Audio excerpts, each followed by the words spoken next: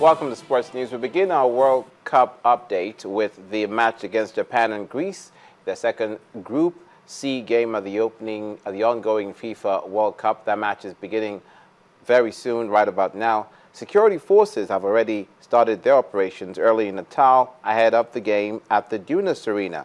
Greek and Japanese fans were seen arriving at the stadium with both sides knowing they have to win the match. Greece, the 2004 European champions, lost their match 3-0 to Colombia, while Japan suffered a 2-1 defeat at the hands of Côte d'Ivoire. If either team lose they will effectively be eliminated from the World Cup with just one round of group matches remaining. And England now face a tough task of reaching the World Cup knockout stages after Uruguay's striker Luis Suarez's brace condemned them to their second consecutive defeat. Suarez emerged from a month of treatment on his injured knee to score both goals to keep his team's World Cup hopes alive and leave England's hanging by a thread. The Liverpool striker headed in Edison Cavani's cross to put Uruguay ahead before Wayne Rooney swept in Glenn Johnson's low centre. Suarez then rifled in with 6 minutes remaining to leave England bottom of Group D. Defeat means England will be out if Friday's match between group rivals Italy and Costa Rica ends in a draw.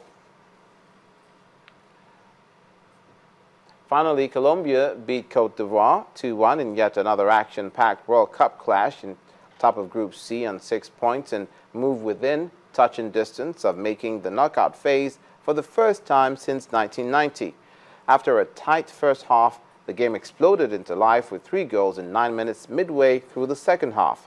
James Rodriguez thumped in the header from a 64th minute Juan Cuadrado corner. Juan Quintero added a second after 70 minutes. But Gervinho skipped past 3 Colombia defenders and powered in a shot in the 73rd minute, a goal that served as a mere consolation for the Ivorians.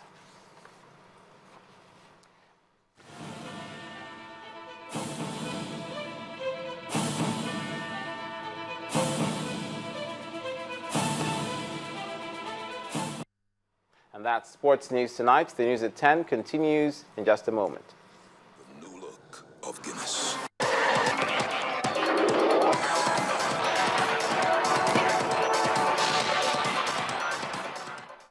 Unveiling the new look of Guinness.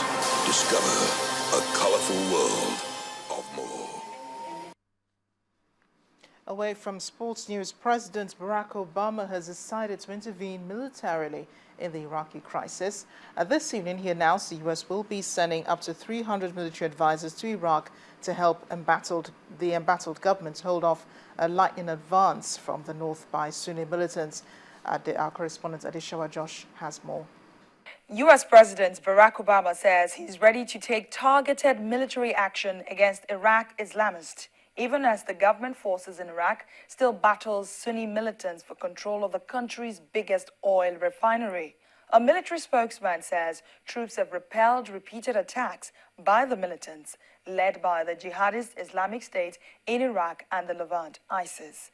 Reports say 40 assailants were killed overnight and on Wednesday.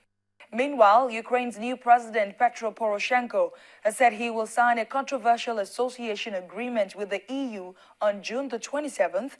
His elected pro-Russian predecessor, Viktor Yanukovych, was overthrown in February after refusing to sign the deal at the last moment.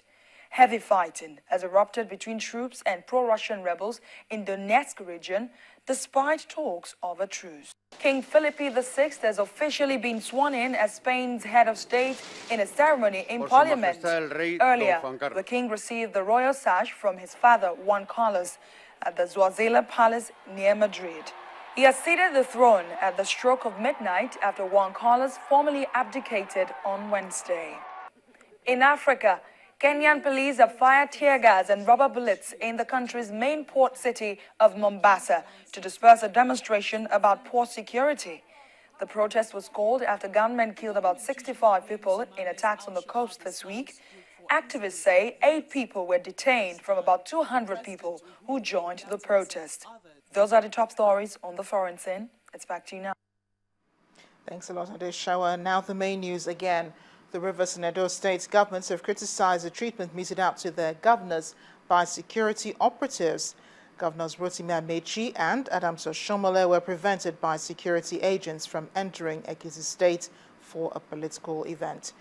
And United States President Barack Obama has agreed to authorize target raids against Iraqi Islamists. That's the news at 10 tonight. Thanks for watching. I am Amarachi Ubani. Stay tuned. Focus in Africa is up next.